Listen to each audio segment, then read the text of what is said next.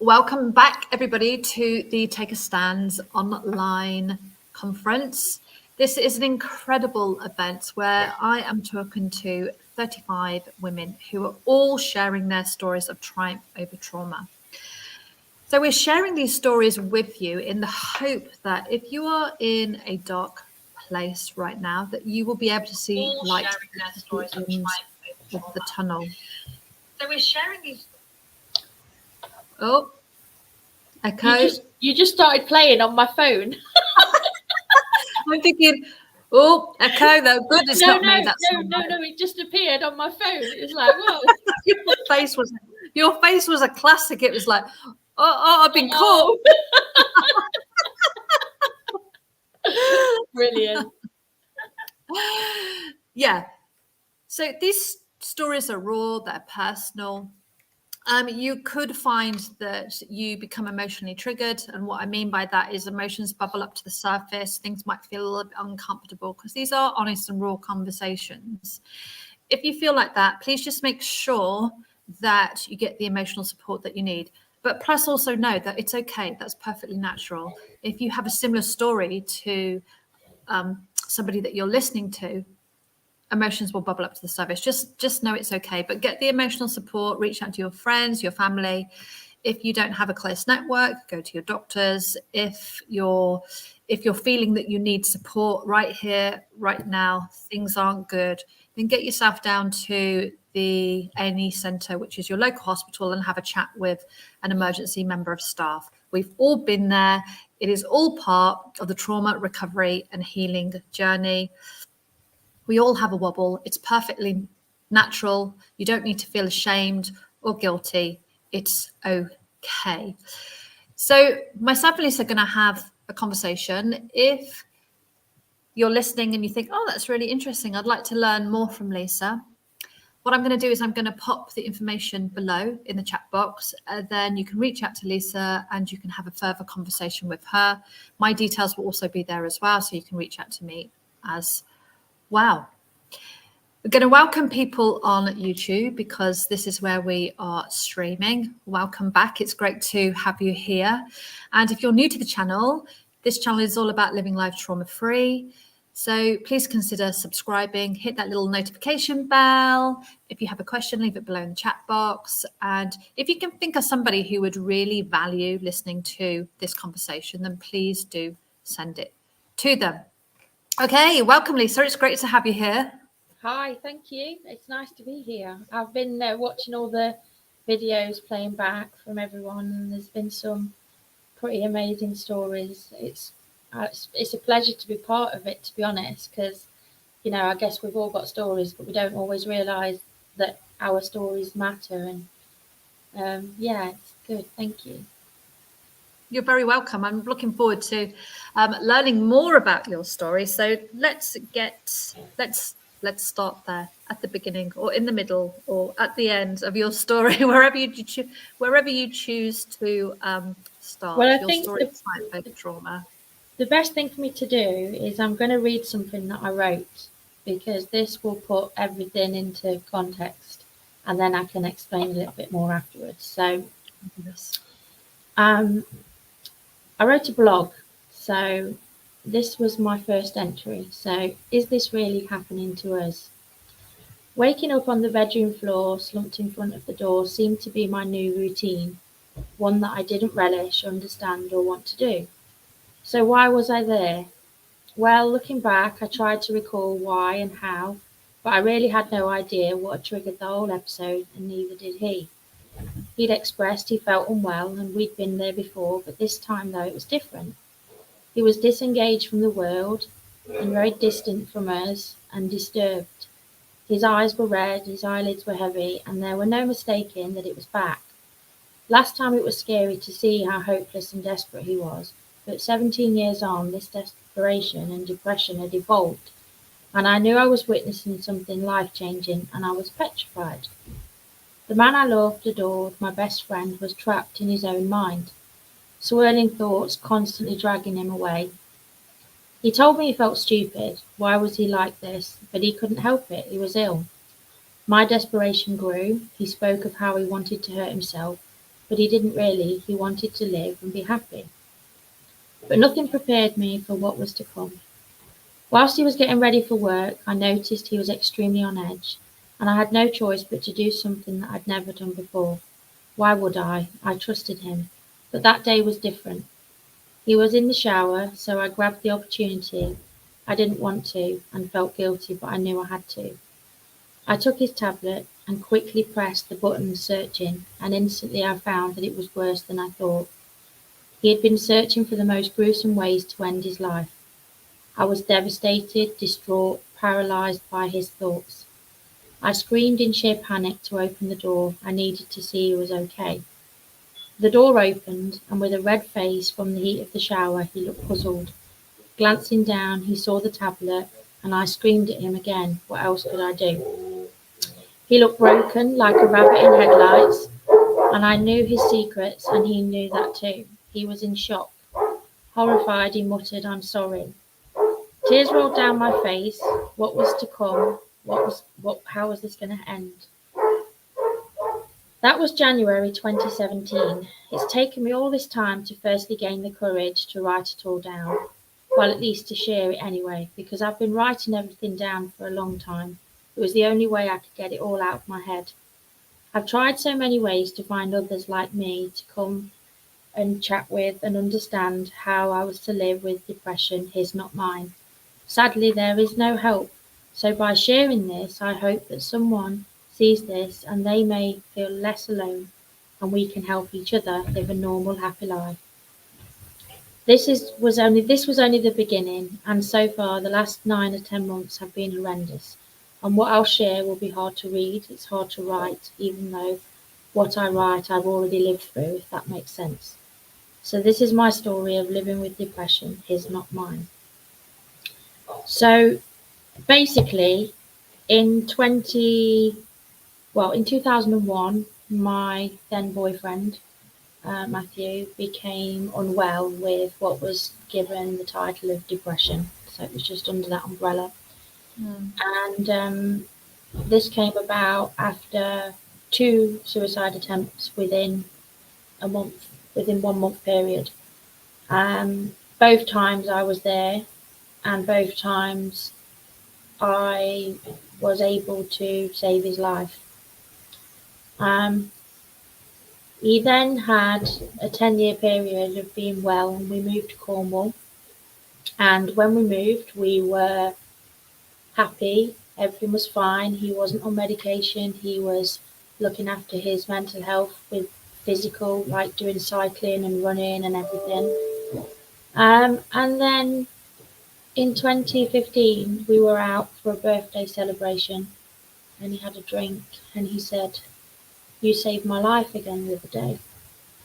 And I was taken aback because I thought he was fine. I thought he was cured. 10 years of nothing, surely he's not going to be ill again. And that's when he first uttered to me that he thought about going onto the moors with a load of tablets and some vodka and ending his life again. That led to me writing what I'd written in that blog. And so when I first realised what Matthew was intending, I didn't realise just how horrific it would be and what I would see.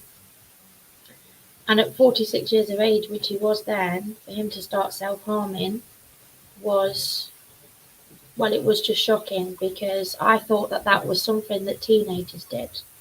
I didn't realise that grown men and women did that. And naively, I couldn't imagine or understand why. It was bad enough that he was suicidal, but doing all these things, which I don't want to trigger anyone, but at the same time, the things that happened were things that you should never see. And my 14-year-old daughter was seeing them, and my 16-year-old daughter was. And so I started to write about it and blog about it and almost turn it into a little bit of a joke, because I didn't really know how to deal with it. And I remember one story, because I've got there's so many things I could talk about, but I remember when I first went back out to work again properly, because I'd been working at home, because what had happened was I'd become his carer, and I'd also become so infatuated with the fact that I'd been there those first 2 times to save his life. So only me could protect him and save him. So I needed to stay at home so that I didn't come home and see him dead or hurt in any way, shape, or form. Um, and so that obsession meant that I couldn't leave the house, or I had to have access to him all the time. Even his brother came to stay, and I remember driving down the A30 to go to work and phoning his brother and saying, I'm going to turn around, I can't go, because I was literally shaking inside. My heart was, palpitations were horrendous, and I was physically ill. I was physically unwell because mentally I was being challenged beyond anything that I'd experienced before. And as I said to Wendy in the beginning, I have a mum that's got ill mental health, so I'd grown up with that. But this was far beyond words. Um, so when I did go back out to work, one of the things I had to do was I had to go to Holland, and obviously that's a different country, so then it's even worse. It's not like I'm down the road, I've come back. And so I remember sitting in the airport at Bristol, and I did the blog, and I wrote on there that if anybody was to check in my car now, I looked like I was a terrorist, because I had everything in there. I had ropes, I had knives, I had scissors. I'd taken everything out of the house, the iron, because the iron was something that was used quite often to hurt himself. So I'd taken everything, put it in my car, because I thought, it's in my car, he can't hurt himself. Again, naivety. I arrive at the hotel, and lay on the bed and get my phone out. And there on Facebook, it comes up, there's a picture of my daughters and him and his brother all round the dining table. And his brother had been to visit. And basically, straight away, I could see his face was red. So I knew he'd done something. So I rang my oldest daughter and I said to her, what's happened with Dad? And she said, oh, nothing, he's fine, he's fine. I said, no, tell me the truth. He doesn't want me to tell you because he knows you'll worry. And I said, I'm already worried, so just tell me. And she said he got the cheese grater and grated the skin off of his face. I went off the phone, and then when I sat there and realised what had actually happened, I sat and cried, and I sat feeling extremely on edge and scared, thinking, I'm in Holland, he's at home, he's hurt himself, my daughters are there. What's going to happen? Is he going to end his life? And then I calmed down and I realised that something he'd said to me was that when he did these things, it was like a relief, and he wouldn't think about anything bad again. So I thought, I'll be home tomorrow and he will be fine because he's done this now. So nothing else is going to happen. Obviously spoke to his brother and he said, I'll stay there and all that kind of thing. So then I did my blog, and the blog title was I should have took the cheese grater. And it was that realisation that no matter what, I couldn't save his life. I would never ever be able to stop what would happen, because if he was intent, he would find a way. So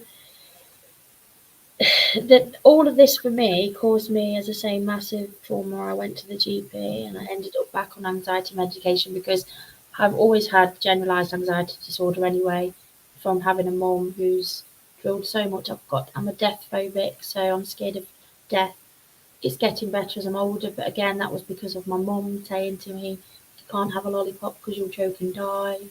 Don't go across the road, you'll choke and die. There was always this thing of die, die, die. So, of course, for me, having a husband that then was trying to kill himself, it was like death was so much around me, and I literally felt so consumed by his illness. And at that point, he was hospitalised, and he was, he wasn't sectioned, but he went in hospital, and he saw a psychiatrist, and he was diagnosed with borderline personality disorder. So you can imagine straight away I'm thinking, what does that mean? Now, for years I thought he was a narcissist, and some degrees I think there is narcissism in there. I think we've all got a bit of narcissism in us in some ways, but he definitely does have those traits. But at that time, before that, I thought that's what it was. And then BPD is very similar, but there's a lot of things that he wasn't displaying that were the narcissist, so it was swaying more towards the BPD.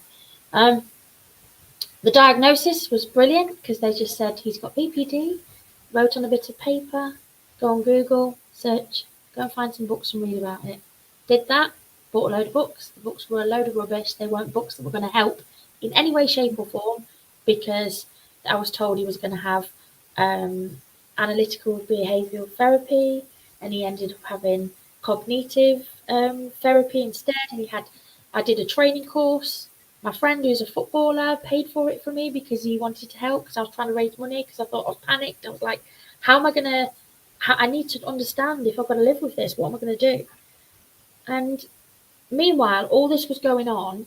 What I didn't realise was that I was becoming consumed with his illness, but in a negative way.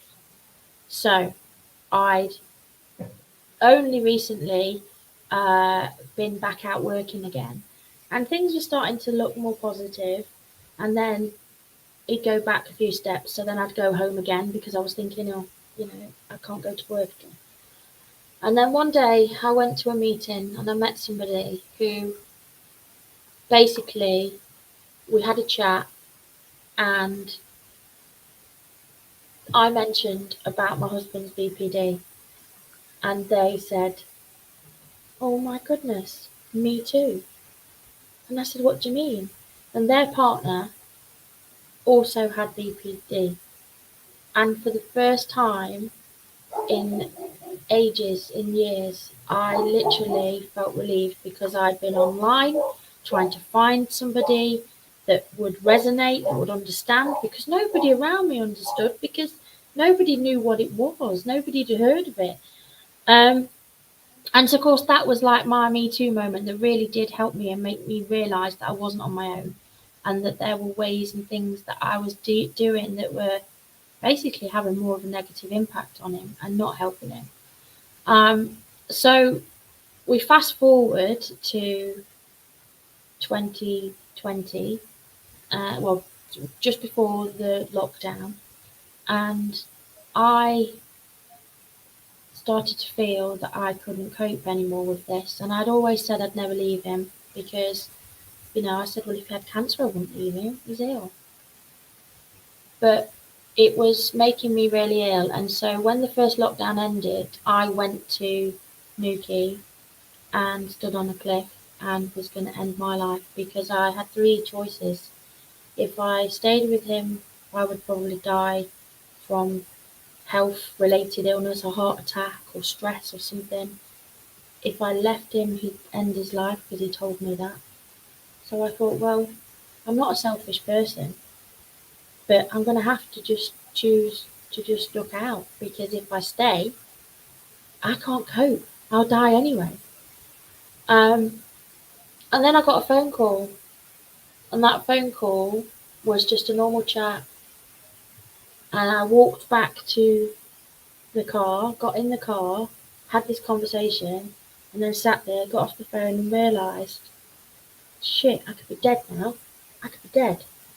And it really made me feel sad, because I realised that there's a lot of people out there that don't necessarily have depression or anxiety, but they are pushed to their limit of whatever trauma's happened.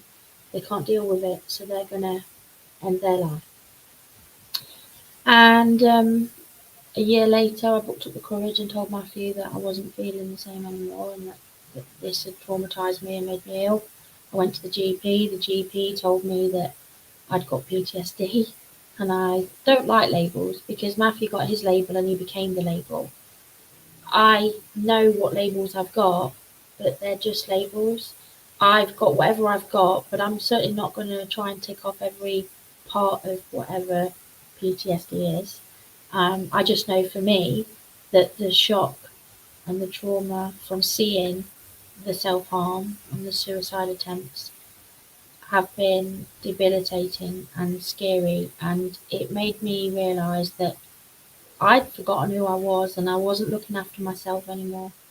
I'd literally put myself to the very bottom of the pile, and I'd kind of almost thought that I was some sort of saviour, that, because every time if I said, right, I'm going to go for a bath, I'd go in the bathroom and I'd be relaxed, and then all of a sudden I'd hear something and I'd jump out the bath, my heart be racing, I'd go down and he'd hurt himself.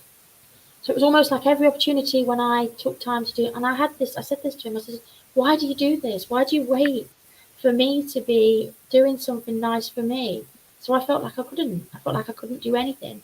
And I had intense anxiety and physically ill. And, you know, the realization that I had become so embedded in his illness that I didn't actually even matter or exist anymore. I wasn't eating, I wasn't sleeping, I was doing crazy stuff. So I started to hurt myself. And this is going to sound absolutely bonkers. And I haven't really told, there's only one person that knows about this that's not in my family. And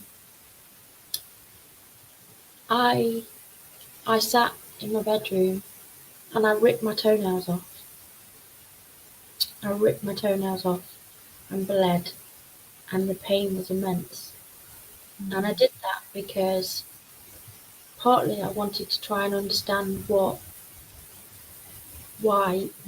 did he get from it? And also because I was so frustrated. I was frustrated beyond words and felt very lost. Um, when I told someone that I did that, but not in the family environment, I stopped doing it, and I haven't done it for a long time. Bloody hurts for a start. I mean, Like I say, it sounds a bit painful. it was. I can understand now though why, because the the release from doing that was,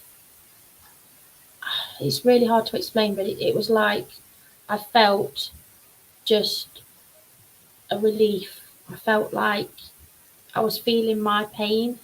That sounds really crazy. I felt like I was feeling something, and I was feeling something that wasn't his pain. It was mine, and I guess I felt like I was alive. Um, and then, fast forward to like the last year, and I've seen lots of women struggling with their identity and labels all over, wife, mother. You go networking, and everybody's like, so what do you do?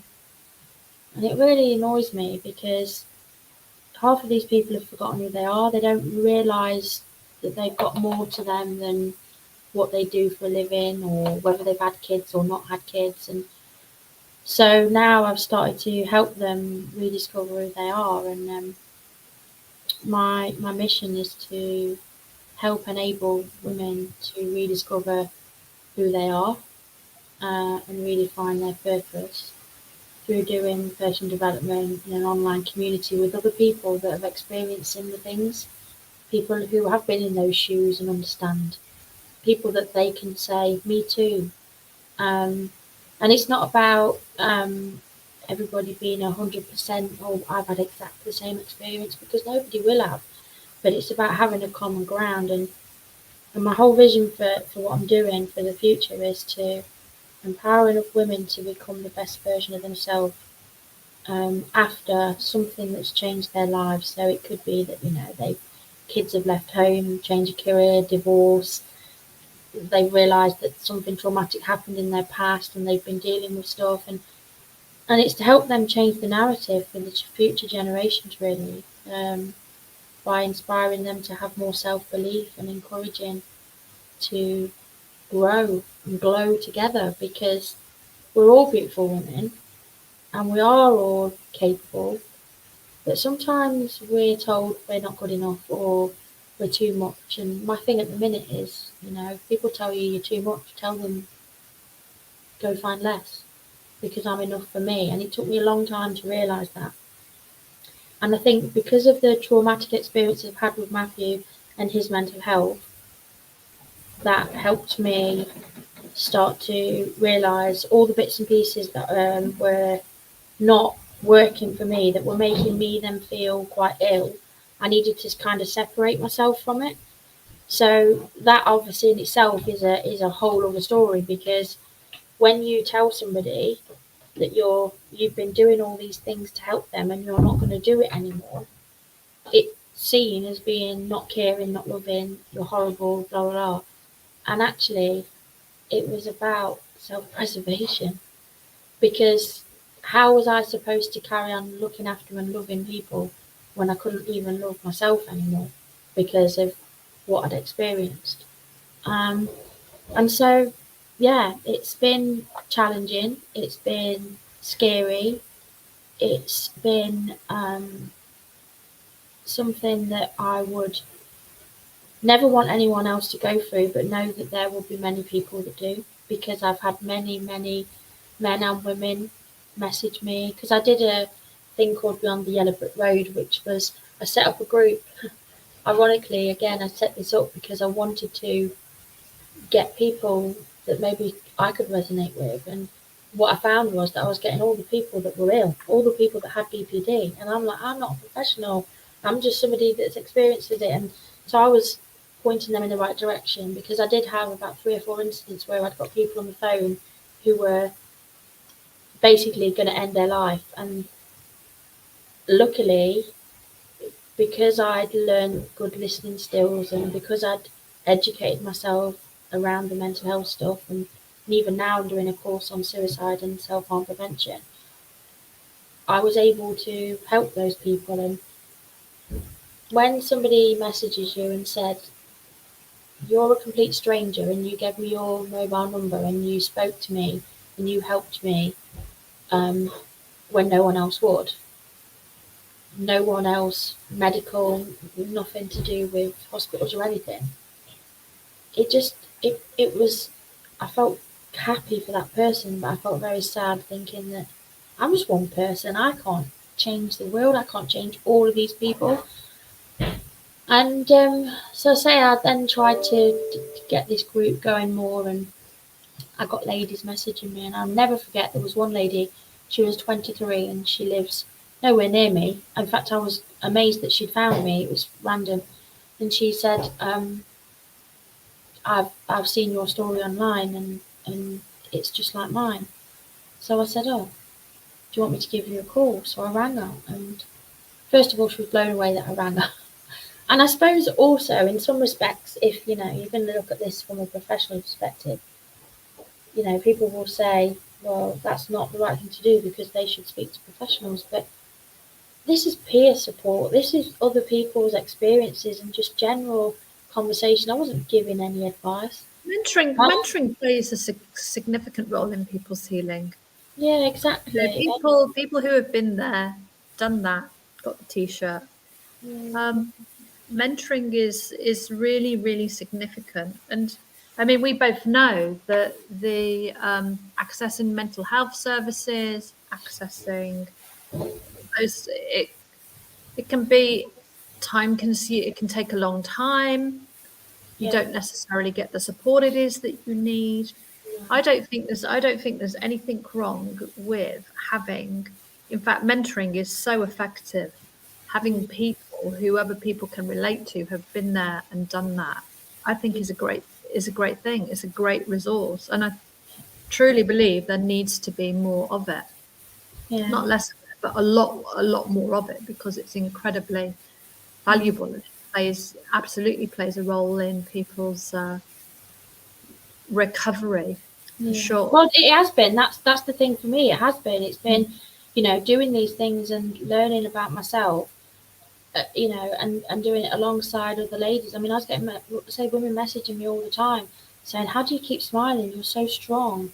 And I'm like, I'm not strong. It's just that I know I don't have a choice but to carry on, and I've hit rock bottom. And I always say that my breaking point was my making point, because when I stood on that cliff, you know, if I hadn't got that phone call, we wouldn't be sitting here now.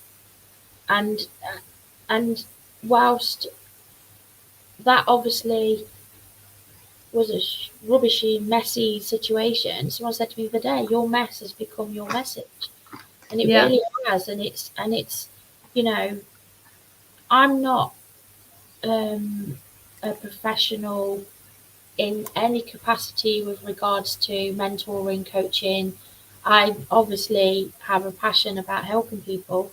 Before all of this, all my job roles have always been about helping people, but I realised that from my own story, I can help other people by being very open. I was always told to talk too much, you share too much, you're too much. Go find less, because I'm exactly who I'm I love supposed that. to be now. I Yeah. love that. Go and find less. Well, So it's like, isn't it? If you're a salesperson and someone says, "Oh, can you do anything cheaper?" and you go, "Yeah, you can have." I mean, I was a salesperson for years, and I go, "Yeah, I can do cheap," but you do understand what cheap means, you know, don't you? Because you're not going to get the same value from it. yeah. And actually, if you want me to be less, that's fine. I'll be less. But if I'm less, you ain't going to get the same value. And to be honest, I ain't changing who I am now. It's taken me so long to just basically stick two fingers up to anybody and anyone Yeah. out there. I always thought I had to be friends with everyone because I like people. And then I realised that some people, I just, because I'm an empath, I can feel it. I know if they don't like me. And so I'm going to make less effort, because it's like, there's no point in me putting all my energy and effort into somewhere where it's not wanted. If I can see that somebody isn't sure of me because I can be a bit wild and crazy, and I'm a bit naughty and innuendo and stuff, and I'm probably not for everyone. But sometimes I can tip people over that edge. And sometimes people have said to me, "I wasn't really sure about you, but actually I really like you." And it's just, you know, I just say I'm just me. I've had some horrible stuff happen. I'm still What alive to tell the tale, but what there are people what out there that are worse. what given everything that you've been through, Mhm. you know, the experience with your mum and her, what you lived through with, you know, growing up with your mum and the boyfriend and your own challenges with mental health, what's one piece of advice you'd really like to get across? Um, it's not your fault. It's not your fault. You can't keep blaming yourself for other people's actions and responses. So I was blaming myself when I was a kid that my mum was how she was, because it must be our fault. We must be causing her too much stress or anxiety, you know. I remember getting my brothers and saying, "Shh, quiet, mum needs to sleep." Um, and then, like with Matthew, it was like, I really believed that I could save his life, that I was going to be the one to fix him and help him, and felt like it was my fault. Felt like it was all my fault. If he didn't live, it was my fault. And so I would say that if you've got somebody that is mentally ill, that you love or care about, friend, family, whatever, try to make sure that you realise early on that you can only do so much. It's not your fault, and you know, you're not a bad person. You're not a bad person for choosing to care about yourself, because we get one life. And if we don't look after ourselves, we won't be able to look after anybody else either. So, mm, Thank you, Lisa. Thank you for sharing your story. I so think what's really interesting about it is that it's people don't often realize the effect of watching somebody else go through something. mhm, you know, the actually seeing them, hearing them that they want to do it, seeing them actually do things, you know, having to remove everything from the house, you know, to really be on guard all of the time, and the actual traumatic effect that has on an individual. I mean, I think you said that you developed PTSD from that experience, which just shows the intensity of what it is that you were witnessing, what you were experiencing, and the impact of that. So thank you for sharing that. I think that is very That's all right, personal. lovely. As I say, I didn't want to go into details, but because I'm sure people can, you know, for themselves realise what sort of stuff happened. But Yeah, again, because it's a I can talk about it. I can talk about these things because they happened, and I suppose now I'm quite matter of fact about it because I've already been through that, and you know, there's only so many times that you go over these things in your head, and it keeps affecting you the same way because I suppose you grow numb to it.